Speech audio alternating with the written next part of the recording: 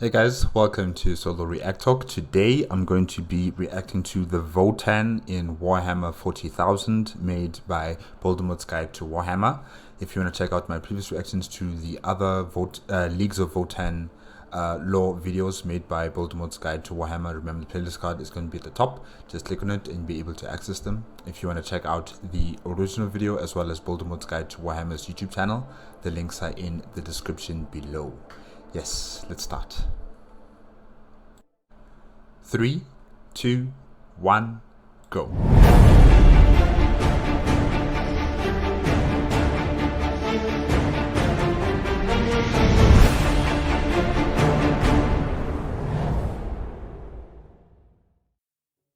The VOTANN and space travel.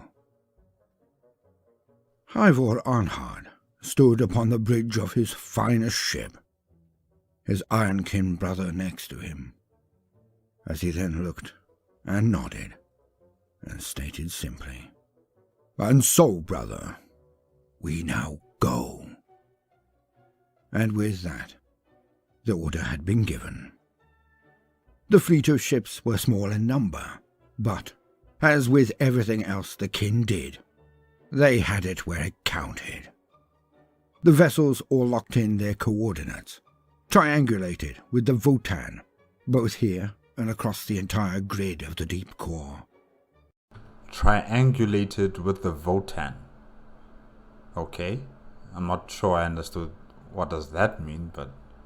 Their passage would be uneventful and very specific. It was only when they had travelled past the last hold that there would be any complexity in the process. When they did arrive, back in real space, the fleet signalled from ship to ship to confirm this. But it was an operation done out of thoroughness alone, not out of any real concern. And it was as it always had been. For in mere days, the entire fleet came back out of the warp, exactly where they had chosen to. Exactly. Wow. The Imperium of Man would want technology like that.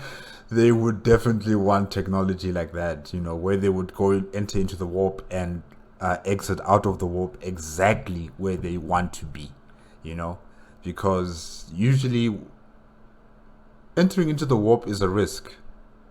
You know, many of your ships will be infiltrated by the chaos demons in the warp, or your ship might get lost in the warp, or your ship would be thrown into the past or thrown into the future, or, you know, just stuck in the warp for a considerable amount of time. Or when you exit out of the warp, you'll be in a different location to where you wanted to be, you know. So it's never really safe to travel in the warp and to exit out of the warp. But it seems that the kin of the Leagues of VOTANN have found a way. Also the Ironkin, you know, they found a way to make it safe for them to travel from one point to the next in a safe manner. So yeah, definitely the Imperium of Man would want that technology. Not one ship was off course. Not one lost to demonic incursion. Not one held in time, or sent forward or backwards. And so, the fleet then powered towards its destination, and was about to unleash the full wrath of the Hold against their enemies. Welcome, gentle listener. I am Baldermort, your faithful servant, and I wish to introduce you to the factions, faces, and forces of the Warhammer 40k setting. The grim darkness of the far future, where there is no time for peace. There is only time for war. And don't forget, we have a natural history and mythology channels now. Links in the description, so go have a shufti. Now, let us proceed. And today, we are to deal with the very thing which is at the quintessence, the very center of this new formation, this new faction, the VOTANN.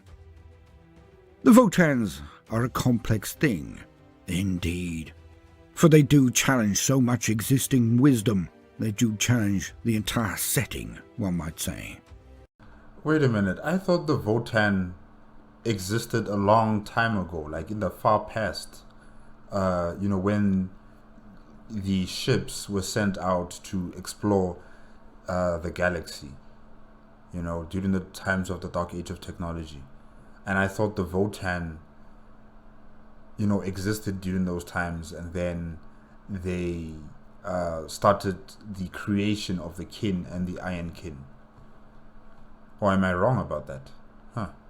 But for this, let us do what we always do.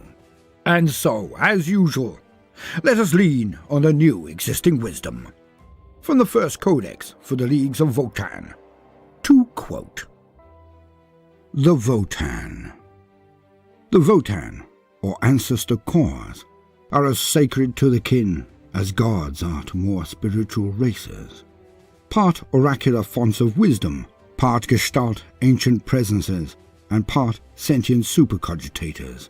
The VOTANN are the foci for a singular cult of veneration, which is as close as the kin come to religious belief. Wait a minute.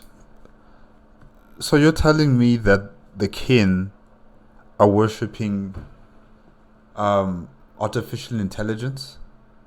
Are they worshipping supercomputers? Interesting. I did not expect this. I honestly did not expect this. Ancestor core. Alright. They're kind of reminding me of the Mechanicus of Mars right now, in a way. League would risk harm to its ancestor core if there was any other path, and no kin nor Iron Kin would hesitate to lay down their lives in defense of the VOTANN. By custom, the kin do not speak of the VOTANN to outsiders. They use their name freely enough, but never explain it, content to leave others to believe what they want of the word. The VOTANN belong to the kin, just as the kin belong to the VOTANN.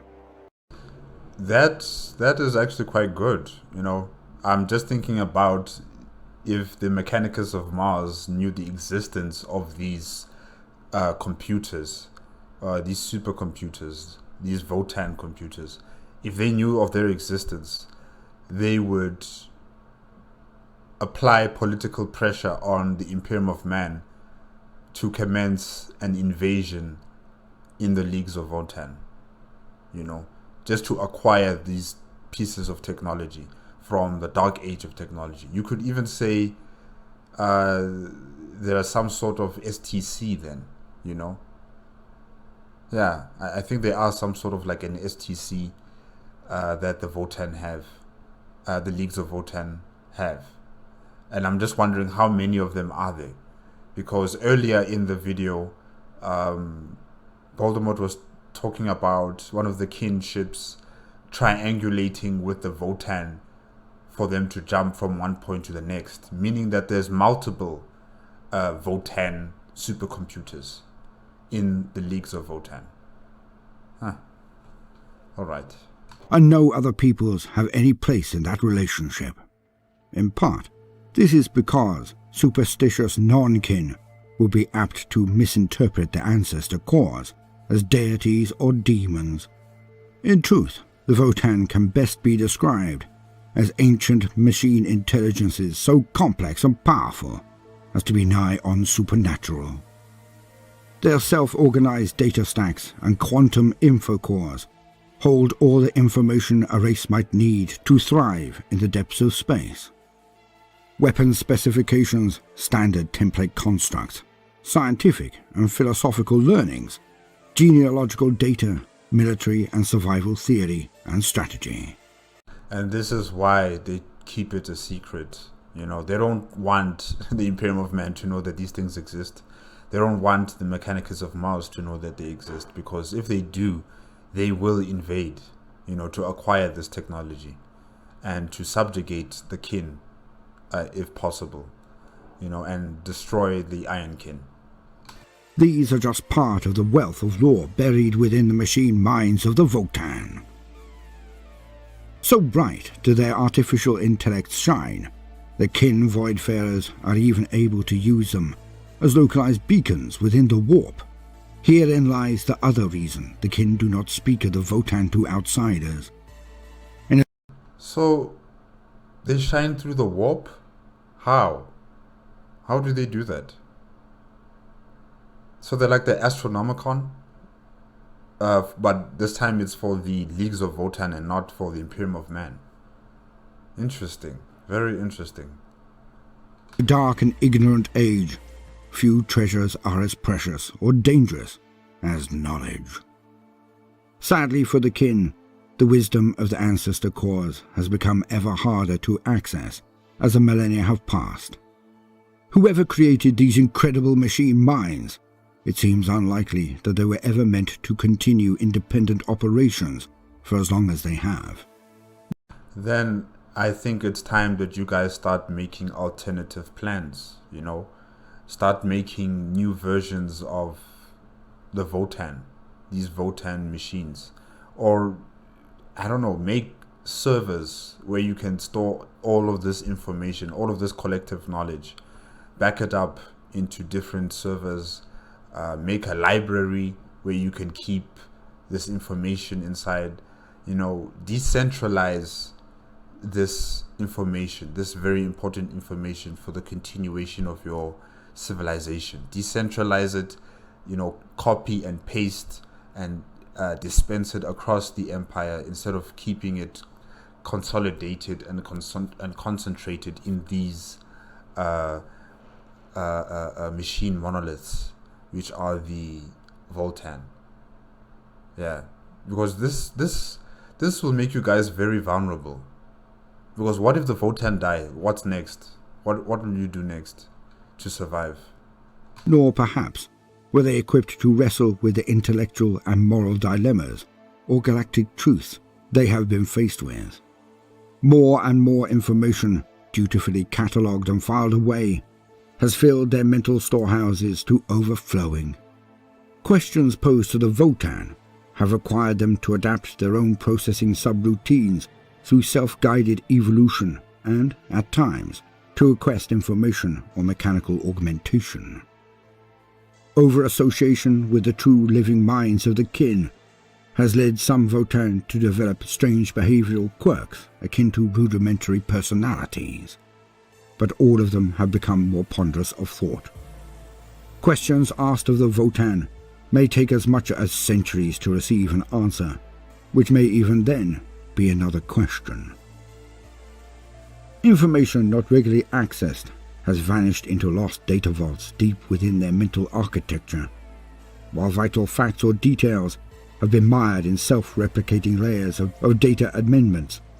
Day by day, their ancestor cores become more senescent and, in some cases, mercurial. The VOTANN are protected with every technological and strategic art the kin can conceive, including oath bands of Einhar Hearthguards and war engines who stand guard over each ancestor core. Some are buried deep in fortified vaults or encased behind layers of force fields at the heart of impenetrable strongholds.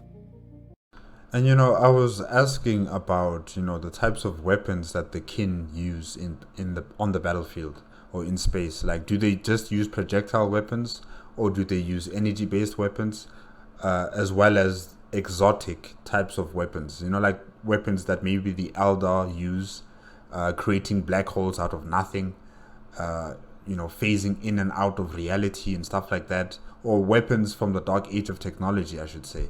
What types of weapons do they use? If these constructs, if these VOTANN are STCs, why is it that they don't have those types of weapons, or do they? Yeah. Others are kept on the move, housed aboard the mightiest flagships of their league. For all this, some VOTANN have fallen to the predation of foes, much to the shame and sorrow of the kin. The 500 Years' War was triggered when the orcs of War Morbok overran the hold of Auriak's Irongate kindred and tore apart the ancestor core within. The Great Orion Compact swore the most widespread grudge in recorded history for the death of their VOTANN, hurling all their might against Morbok's empire of scrap for more than 5 centuries, until the last orc was slain and the insult was answered. I understand that this was a great tragedy for them for losing one of their VOTAN. However, I would take this defeat than a defeat to the Imperium of Man, because if it was the Imperium of Man, they would take interest in these VOTAN constructs. But since it's the orcs don't care. They don't really care that it's an STC. They don't care that, it's some sort of artificial intelligence that has the sum total knowledge of all humanity. They don't really care about that stuff. So your secret is still safe. But if it was the Imperium of Man, if it was the Mechanicus of Mars, then it would have been a totally different story, So, yeah, the secret is still safe. That's what's most important. More tragic still is the tale of the Emberg-Eignir block, who found themselves in the path of a tendril of High Fleet Leviathan. Consisting of only a handful of kindreds, the Emberg-Eignir were forced to stand their ground when the hive ships closed in around the whole world, beneath whose surface resided their VOTAN. Hopelessly outnumbered, the kin fell to the last in its defense. Yet the bitterest irony was yet to come. The Tyranids ignored the VOTAN entirely, leaving it buried alone in its pit upon a dead world. The accumulated pain and desolation of those who had fought, died, and been returned to the ancestors, to keep their bodies from the hungry maws of the swarm, flowed into the machine mind of the VOTAN and drove it insane. Yeah, the sorry. The Tyranids are not interested in synthetic life. They are here for organic life. So yeah, it's sad what happened on this planet and what happened to the VOTAN, And it also kind of reminds me of the Eldar. When the Eldar die, right, their souls are transferred into the Infinity Circuit, if I'm not mistaken. If I'm wrong, guys, correct me in the comment section. But yeah, their souls are transferred into the Infinity Circuit, and that's where they stay, so that their souls are not taken by Slanesh. So I guess you could say it's kind of the same thing here with the VOTAN and the kin, and probably also the Iron Kin. When they die, their souls or their consciousness or their knowledge is transferred into the VOTAN. Okay. The sorrowful tale of the mad core is still told amongst the leagues, and all know not to sail by the wavering beacon of its tortured mind. Ironically, the cultural practices of the kin may actually have contributed, however unwittingly, to the ancestor core's decline. The VOTAN have long borne responsibility for regulating the genomic data required to breed each new generation of kin, even as the race has grown exponentially. Perhaps most demanding of all, they have also accepted into themselves the accumulated and often duplicate cerebral data of endless generations of dead kin and iron kin. It seems likely that this custom was once purely practical, part of the same pragmatic routine that saw the bodies of the fallen recycled for nutrients and raw materials. In more recent millennia, however, it has taken on an element of ritual that has seen mountainous drifts of information drown even the hyper-technological mind cores of the VOTAN.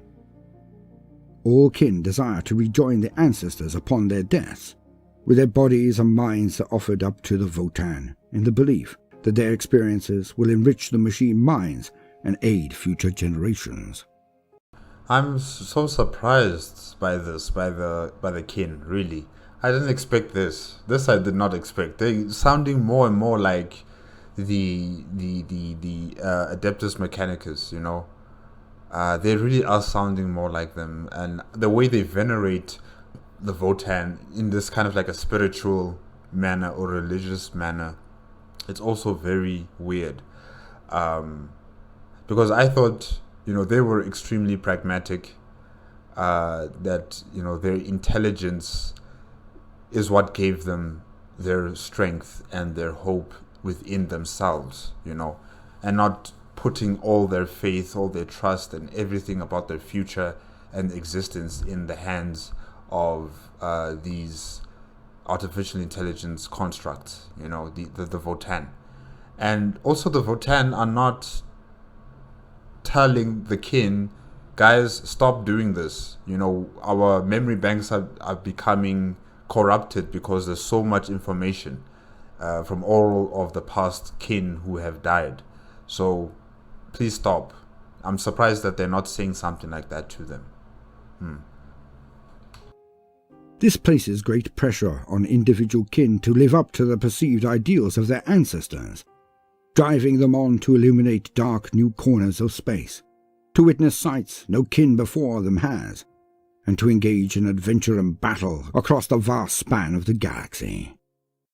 It is a major motivator in Oathbands setting out to fight as soldiers of fortune in the wars of other races, for doing so allows them to learn much from their temporary employers, not least the movements of potentially hostile foes and the location of rich caches of resources. They then return to their people more grizzled and wise than ever before. The tradition of returning to the ancestors also provides the kindreds with their greatest means of sentencing transgressors. It is viewed as a waste of resources to incarcerate those kin so aberrant that they would commit cardinal crimes against their own. Murder, extreme wastage, and abject failure have but one possible punishment: that they might no longer burden their family. The culprit is sent into exile, from which vanishingly few ever return. At the same time, their name is told to the VOTANN, so the ancestors know who has failed them, and can forbid the transgressor entrance into another kindred or league. To the kin, the true horror of this sentence is neither death nor loneliness, but rather that they will never be permitted to return to the ancestors. Their entire life and all of their experiences are thus rendered meaningless. The kin say of this fate that it would be better never to have drawn breath. The thought of exile is one of the very few that inspires true dread amongst them, and its threat does more to stay the hand of lawbreakers than would any amount of corporal punishment or fire and brimstone dogma. The interface. It is the Grimnir who come closest to speaking to the VOTANN. To them, The what? The Grimnir. Alright. Grimnir. falls the duty of asking their ancestors for wisdom and guidance, and interpreting the resultant output. This they do within the arcane technological structures called veins. So they are like the middlemen, Okay, and do they connect themselves to these veins, or do they, I don't know, do they type out the information on the veins and it transfers to the VOTANN? Every hold has a vein, a space of timeless devices and quiet contemplation, at the heart of which lies a complex tangle of machinery that is part altar, part interface. It is said that once these machines were simply the nodes through which the wisdom of the VOTANN flashed with the speed of thought from one voidcraft to another. They still fulfill this practical purpose. Culturally, though, veins have taken on a greater spiritual significance to the kin, so that now they are viewed as places where one can stand in the full regard of the ancestors. Really, they are reminding me of the Adeptus Mechanicus. It's, like I said before, it's a bit shocking and a bit disappointing.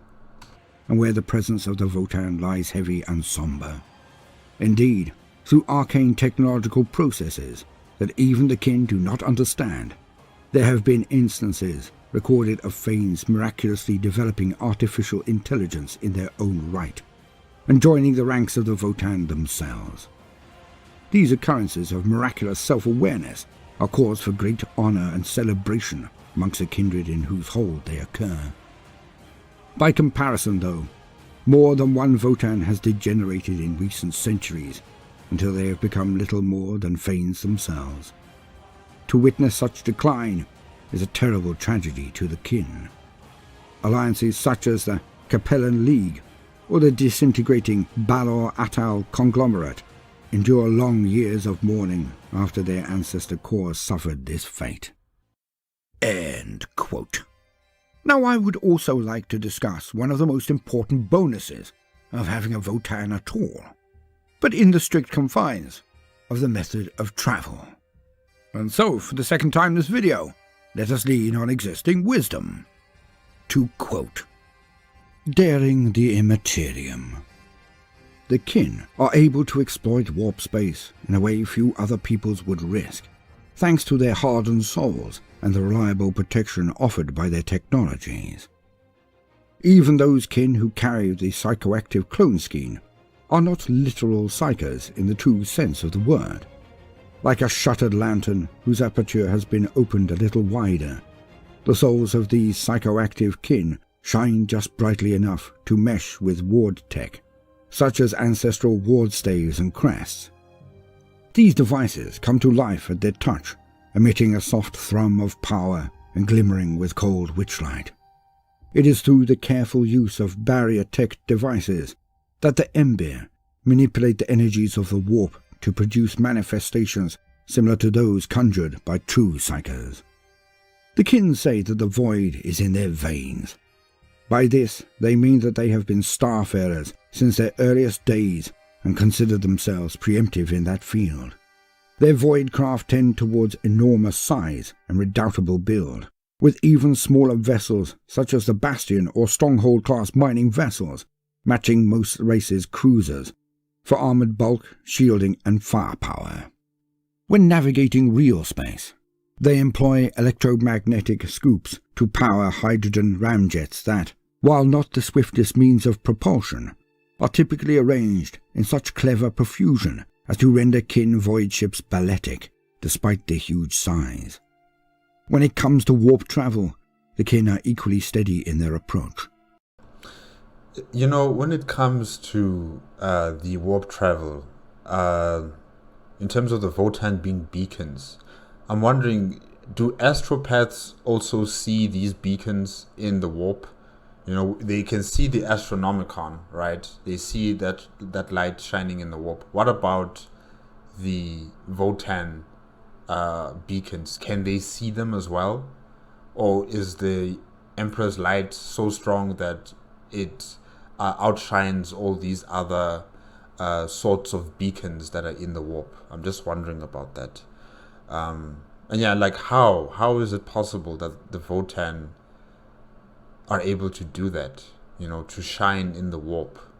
I thought it would need something that had an affinity to the warp for it to have energy to be reflected in the warp. Hopefully you understand what I just said there. You know, like the Emperor, he is a being of the warp, you know, and he uses the Astronomicon to amplify his power and to shine it in the warp. So how is it possible that the VOTANN machines are able to do that? Yeah. They use warp drives and Geller ramparts, a superior design and reliability to anything humanity understands. Each craft is commanded by a Void Master, a captain skilled in every aspect of spacefaring, and often augmetically enhanced to aid them in their duties. Each is supported by Ironkin Wayfinders, whose accelerated logic cores enable them to cogitate probable paths through the madness of warp space without risking psychic interaction. Wow, so they are like their version of the astropaths. Oh, okay. Interesting. Or not astropaths, but navigators. Yes. With support from their bridge crews, these specialists guide their craft in a series of plunges. These are short, controlled warp jumps, during which the kin may take the time to harvest energistic schemes from within the Immaterium. Okay, so they just take short jumps into the warp, just like the Tau. The Tau also do that. They also take short jumps in the warp and exit out. They don't stay in there for a long duration of time like the Imperium of Man, you know. The Imperium of Man stays in there for a long time. Well, it depends really. And then, you know, they exit out to their destination.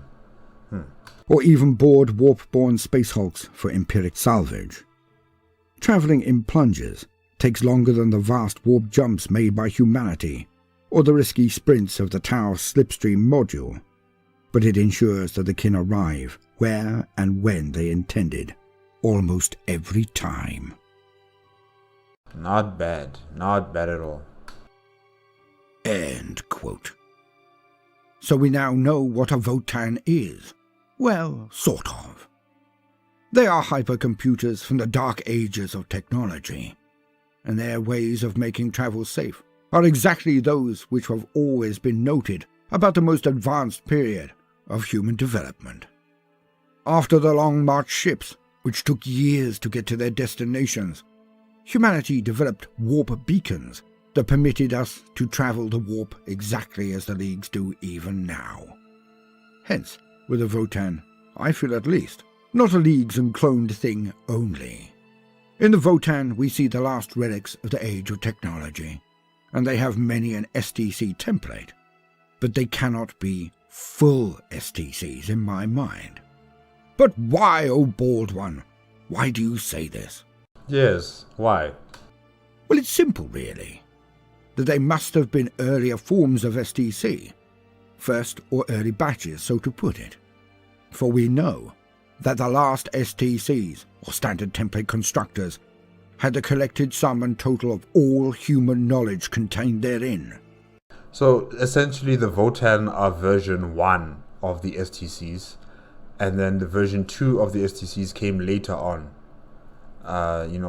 during the times of colonization of the rest of the galaxy. Okay. And if the kin had these STCs, real and fully operational ones, then they too would be able to create weaponry 10 times more powerful than anything they now have. Even they, with the most advanced weaponry in the galaxy, even matching the Eldar and Necrons.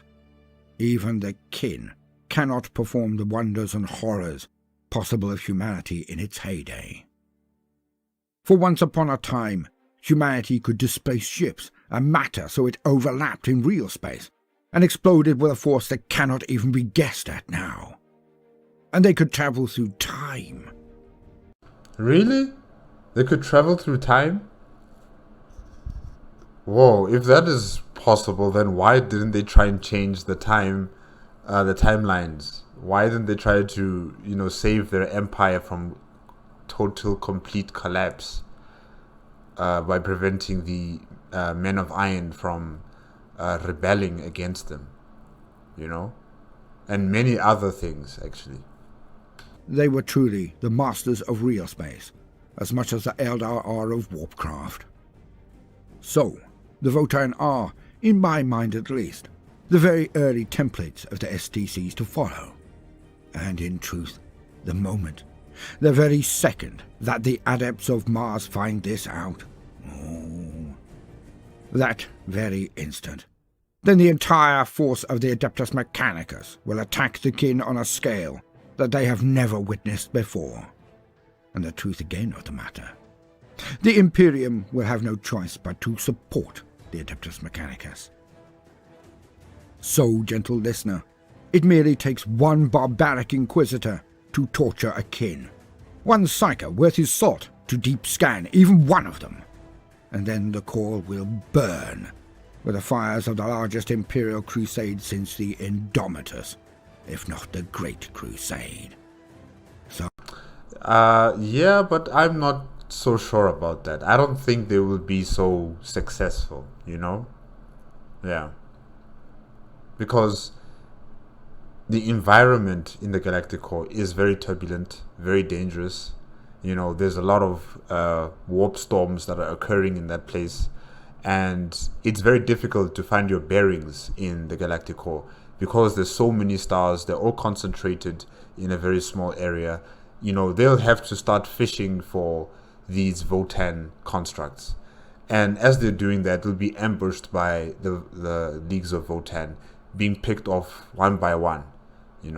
So it will not be as easy as all these other crusades that the Imperium of Man have conducted. I'm just thinking about the Tau. They can't even deal with the Tau because of other existential threats that they have to deal with in the galaxy. They can't deal with the Tau.